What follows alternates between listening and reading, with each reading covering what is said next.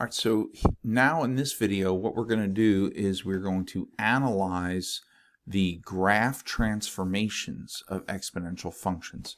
Now, we looked at these graphically in the last video, but now we have a summary. You're going to want to copy all of this into your notes, okay? It tells you everything that can happen. We could have a reflection over the x-axis, reflection over the y-axis, a shift up, a shift down, a shift right, and a shift left. Okay, and we know that we have a reflection over the x-axis if there's a negative in front of the whole thing. Okay, so if there's a negative in front of the whole exponential function, we have a reflection over the x-axis. If there's a negative in front of the x term in the exponent, another way to say that is if there's a negative at the beginning of the exponent, then there's a reflection over the y-axis. Now this can also manifest itself like this. You could see a times b to the power of 7 minus x. This would also be a reflection over the y-axis. The key here is that the negative is in front of the x. If there is a negative in front of the x, there is a reflection over the y-axis.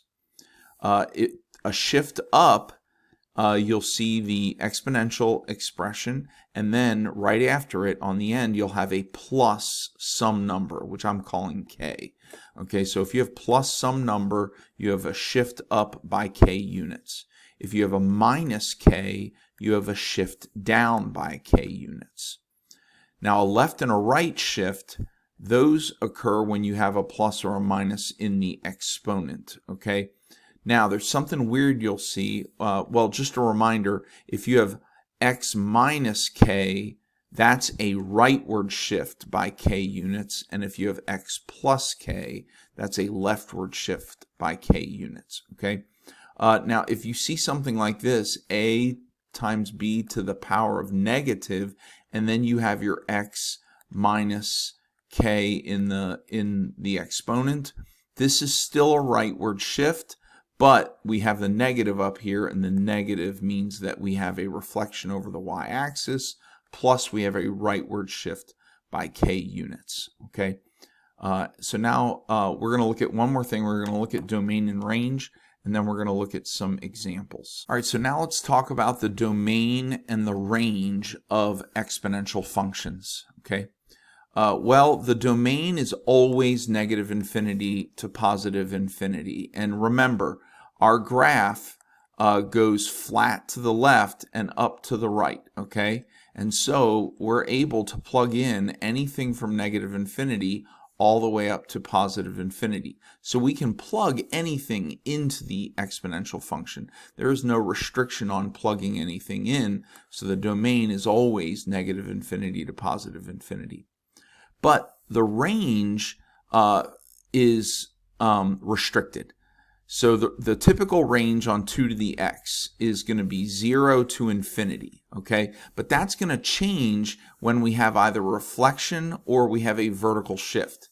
If we have a reflection, these two reverse places, and this one becomes negative. So here we have an example down here. If f of x is negative 2 to the x, this is a reflection over the x-axis. The domain is negative infinity to positive infinity.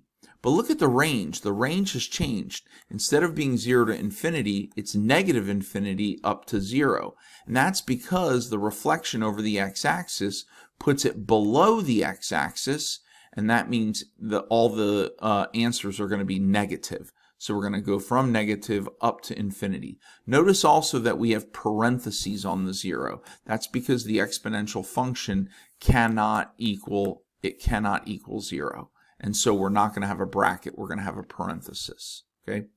The other thing is this, is if we have a vertical shift, so like this example, 2x plus 3, that means the whole graph is going up 3. And so the range is going to become 0 plus 3.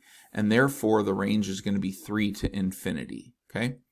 On the other hand, if we have a reflection over the x-axis and then a plus 3, we're once again going to flip the range, and it's going to become negative infinity up to 3, or up to 0, but instead of 0, we're going to add 3. So this is going to be 0 plus 3. Why?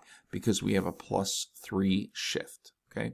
And so what we're going to do now is we're going to look at some examples where we identify the vertical and horizontal shifts, the reflections, and also the domain and the range. Okay, here's a couple of examples. Let's look at this example first. Okay, we have e to the power of x minus 4, and then we have a minus 5 on the end. There is no negative on the e in the front. There's also no negative in front of the x in the exponent. Therefore, this has no reflection at all. Okay. But we can see that there is a vertical shift. We have a minus 5 vertical shift. So this is going to shift down by 5 units. Okay. And then on the exponent, we have x minus 4. And remember, the minus means that we shift right. So this is going to be a rightward shift by 4. Right shift by 4 units. Okay. And then the domain is going to be negative infinity to positive infinity as always. And the range is going to be, because it's not reflected, it's going to be 0 to infinity, but instead of 0 to infinity, we have a negative 5 shift. So we have to do 0 minus 5 here, and that means that our range is going to be from negative 5 up to infinity because we have that negative 5 shift. Okay. All right, let's look at this one down here. You can see that we have a negative in the front of the expression, so this has a reflection across the x-axis. Reflection over the x-axis. There's no negative on the x in the top, so it's not reflected across the y-axis. We have a plus 14 on the end, and so that means that this is an upshift by 14 units. And this x plus 7, we have a plus 7 on the x in the exponent, and therefore that's a left shift by 7. So left shift by 7. The domain is going to be negative infinity to positive infinity as always. But the range, because we have a reflection over the y-axis, or over the x-axis, sorry, it's going to be under the x-axis. Instead of doing this, it's going to be doing this, and it's going to be under the x-axis. Therefore, all of the answers are going to be negative. So the range is going to go from negative infinity. It would go up to 0, but we have this up 14 shift, so it's going to go up to 14. Okay. Let's do a couple more examples. All right, now let's look at this one right here. We do not have a negative on the front, so we do not have a reflection over the x-axis. But look, we do have a negative in front of the x, and therefore this is going to be a reflection over the y-axis. Okay. All right.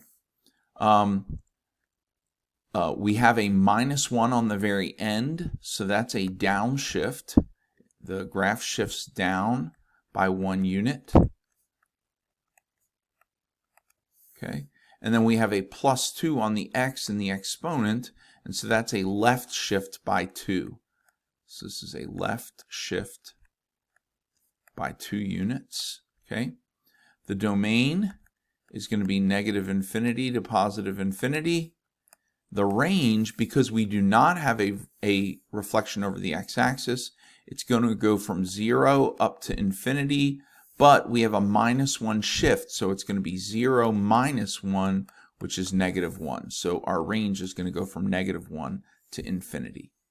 Now this last example down here, you can see that we have a negative on the front, but we also have a negative on the x. So this one has a reflection across the y-axis and or x-axis, sorry, across the x-axis, and a reflection across the y-axis. So reflection over x and y axes. Okay. We have a plus 8 on the end, so that means that this graph is shifted up. We have an upshift by 8 units. And then we have an x minus 1 in the exponent. So that -1 means a right shift by 1. So this is a right shift by 1 unit, okay? And then the domain is going to be negative infinity to positive infinity, okay? And the range, because we have a reflection over the x-axis, the range is going to go from negative infinity, and it would go up to 0, but we have a +8 shift, so it's going to go from negative infinity up to 8, okay? Now I just want to do maybe 1 or 2 examples where we give the description of the shift and we write out the function. All right, so what we're going to do is we're going to start with the graph of f of x is equal to e to the x, okay? And we're going to write the equation. A says shift f of x 5 units down, okay? So then that would be e to the x power minus 5. This says shift f of x 12 units to the right. So that's going to be e to the power of x minus 12. X minus 12 in the exponent.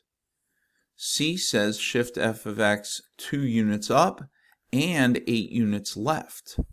Well, that's going to be e 8 units left means x to the power of x plus 8, and then 2 units up means plus 2. So this one is 8 units left and 2 units up.